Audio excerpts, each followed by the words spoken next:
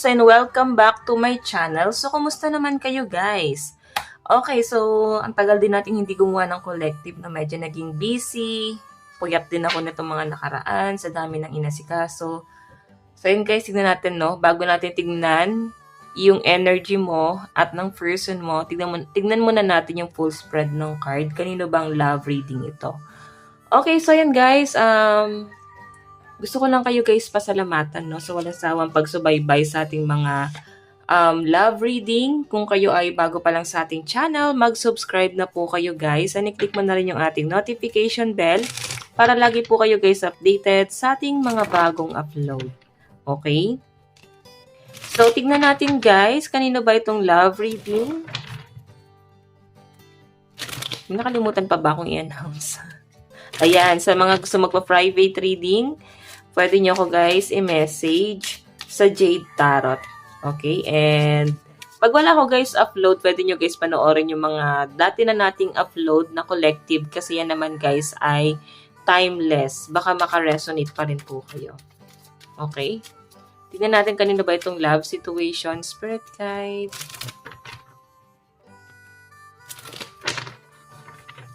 Kanino ba itong love situation?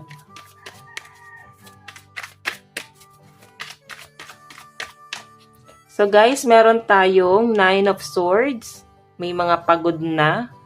May mga nahihirapan na. Yung iba sa inyo guys, parang hinahanap mo kung saan ka nagkukulang. Okay, I think itong relationship na to guys, wino-work out naman siya sa pinapakita sa akin. Pero may isa dito na napagod na. Pwede ikaw yung person mo. Or pagod na dahil pagod na napagtakpan lang yung pagkakamali ng isa, nagbubulag-bulagan na tama yun nangyayari kahit mali na guys. Parang kinukonsente, ganun yung nakita kong energy. Kasi hindi mo naman ganun nakilala or hindi ganun nagsimula yung relationship nyo. Na para bang may mali. Kasi nakikita nyo naman guys ito sa relationship na to na parang okay naman siya sa una. Pero habang tumatagal guys, may nababago na talaga at napapansin nyo na yon. Tignan natin. Ano pang ipapakita?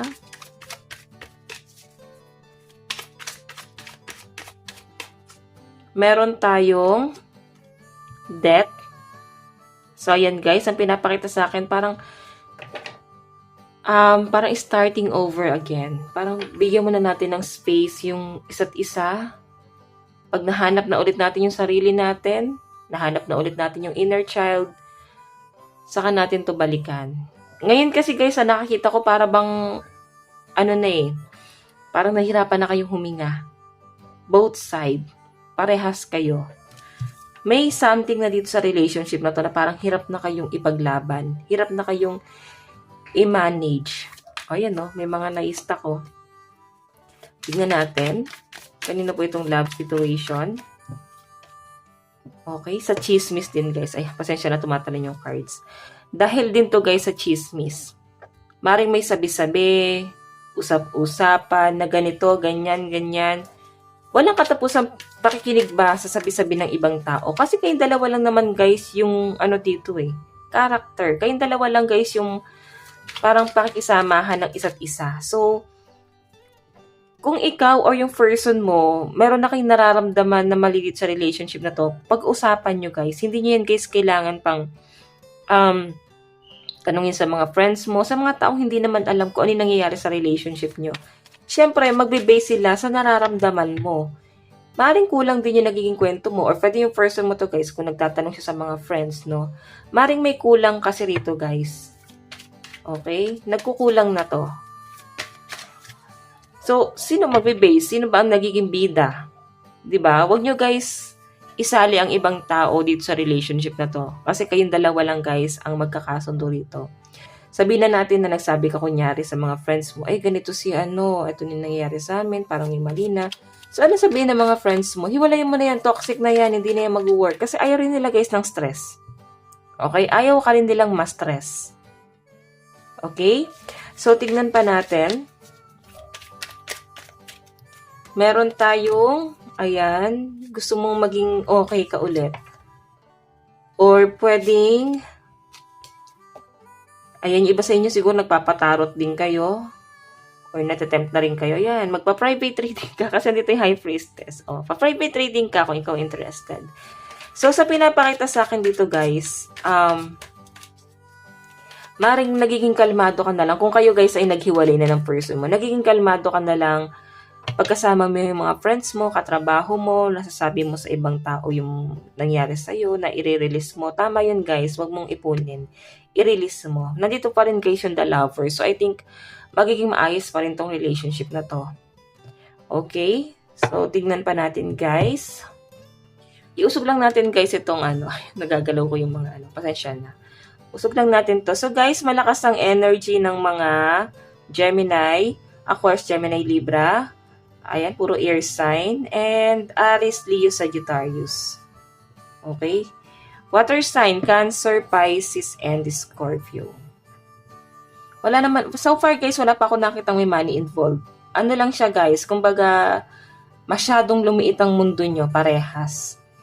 Then para bang nabalot na ng sobrang pagmamahal, nabalot na guys sa para bang hinahanap na yung kulang, gusto na ng lambing, atensyon. Siyempre may ibang buhay naman siguro yan guys. Okay, hanggang sa nagiging toxic na siya guys. Okay, kasi doon na guys nagsisimula yun na nagkakaroon na ng iba, nagkakaroon ng third party. Okay? Sa ngayon, tignan natin guys, ako may third party. Sa ngayon, wala pa ako nasi-sense. Maring karelasyon mo pa siya, pero natatempt na yung iba sa inyo na lumayo. Okay? Tignan natin.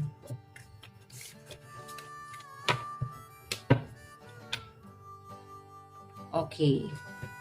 So, ito yung energy mo. Ito yung energy ng person mo. Tignan natin. Ano bang nararamdaman sa'yo ng person mo?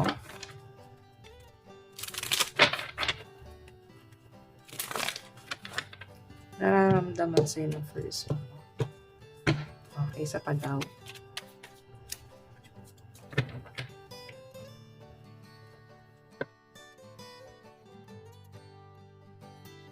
Ano naman ang nararamdaman mo sa'yo, nararamdaman mo sa person mo? Ano ang nararamdaman mo sa person?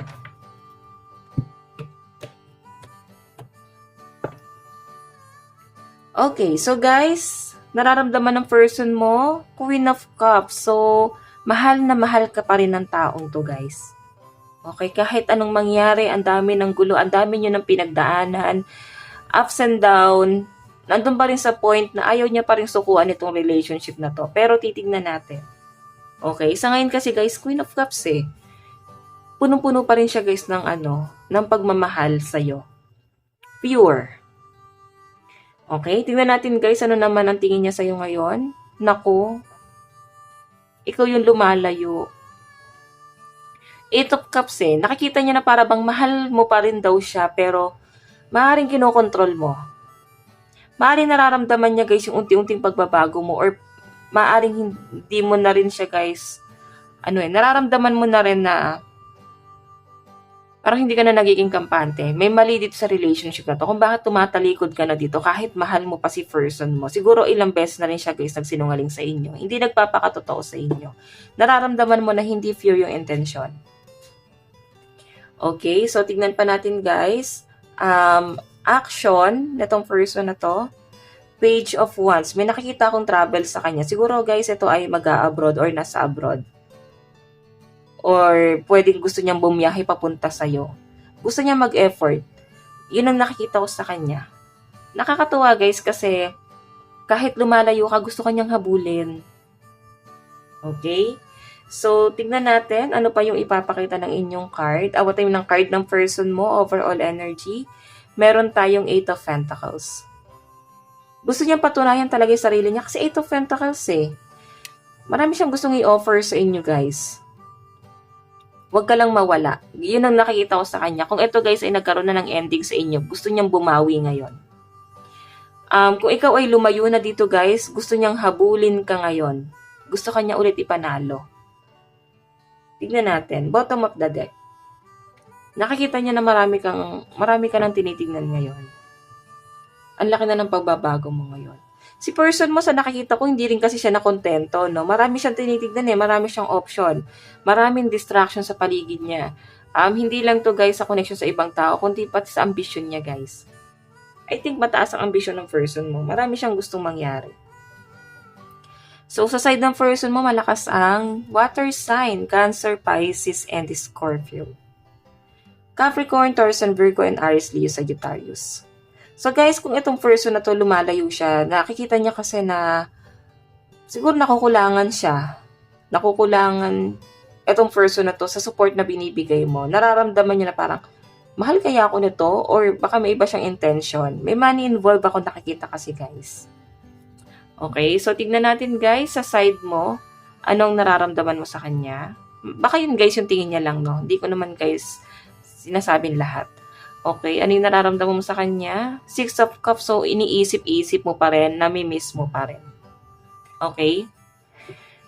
Nandun ka pa rin sa point na hoping ka pa rin na maayos or may mabago pa rin. Kasi meron ka pa rin tinitingnan sa kanya. Meron ka pa rin nakikitang ano sa kanya, kabutihan dito sa taong to guys. Ayan. Nakikitaan mo pa rin siya na para bang, mahal naman ako nito ni person. Kahit papano. Maaari ngayon mo naiisip, ngayon ka nagigising, ngayon mo nare-realize na itong person na to guys, naging ano naman siya, naging mapagmahal naman siya sa inyo. So, bakit nyo pa pinahihirapan yung sarili nyo guys, kung mahal nyo naman ang isa't isa? Siguro iba sa inyo dito magko-comment kayo, kasi naman madam, hindi pa siya nagre-reach out. Siguro, etong person na to, ba't hindi siya nagre-reach out? Ayun yung 8 of Pentacles, so. Iniisip niya ngayon, pinaplano niya kung paano kanya i-approach. Or maaaring na doon pa siya sa point na medyo magulo pa yung isip niya. Tingnan natin guys, ano naman ang tingin mo sa kanya? Naku, 5 of Pentacles. I think may money involved talaga. May paghihirap ako nakikita rito guys. Yung tingin mo sa kanya, siguro pinahirapan ka niya, sinaktan ka niya, bigla ka na lang din niyang iniwan, or hindi na kayo guys nagkaintindihan. Meron ka lang guys dinedemand dito or gustong mangyari dito sa relationship na to. Pero siguro guys, hindi niya ginustong intindihin. Parang mas pinili pa rin niya na wag nang isipin kung ano yung kulang dito sa relationship na to. Kasi parang hindi niya guys nakakita yung mali. Okay, so tingnan natin guys. Ano naman ang action mo? Lumalayo ka talaga. Mabagal. Siguro guys, sa paglayo mo, wala kasi guys, pag-approach.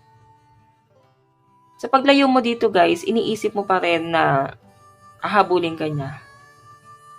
Inaantay mo pa rin siya na may gawin.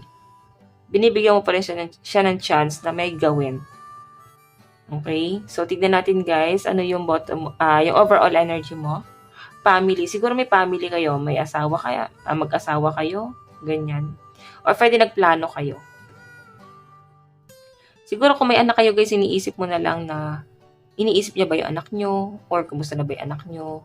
Ganyan. Kasi yung connection nyo guys, mahirap yung putulin. Lalo na kung may batang involved. Kawawa naman. But sana kung kayong dalawa lang to. Bottom of the deck. Queen of Pentacles. Mas importante sa iyo ang pera. Hindi ko mas guys sinasabi parang mukha kang pera, no? Hindi ganun guys, no? Parang mas importante lang sa iyo yung career mo. Wala kang gustong i-sacrifice sa taong to. Kasi nakita mo Nakita mo na wala rin naman siyang kayang i-sacrifice. Okay? Late niya na guys, nare-realize Late niya na nakikita na para bang, pala ito yung ginawa ko. Ganon. So, sa side mo, malakas ang Earth sign, Capricorn, Taurus, Virgo, Cancer, Pisces, and Scorpio. Air sign, Aquarius, Gemini, and Libra. Tingnan natin guys, ano ba patungo to relationship na to.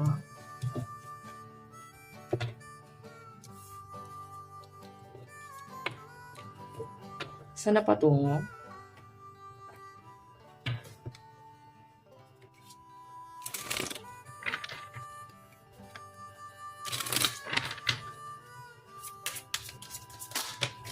Meron tayong executive producer.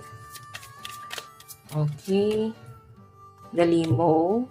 The mansion. Naku. Okay to relationship nyo guys Maganda yung daloy ng pera Pag kayo naging tandem talaga. Pero talagang may sumisira. Alam mo yung para bang may mga naiinggit sa relationship na to. Parang pilit na sinisira talaga to. Parang hindi sila pwede magkatuluyan kasi magiging maganda yung pera nila. Parang ganun. Okay? Meron tayong the cocktail party. So guys, may celebration. So I think magkakaroon ng matinding or magandang malakihang celebration dito guys sa future niyo ng person mo. Okay? The advisor. Kumbaga, merong magpapalinaw sa mata ng person mo.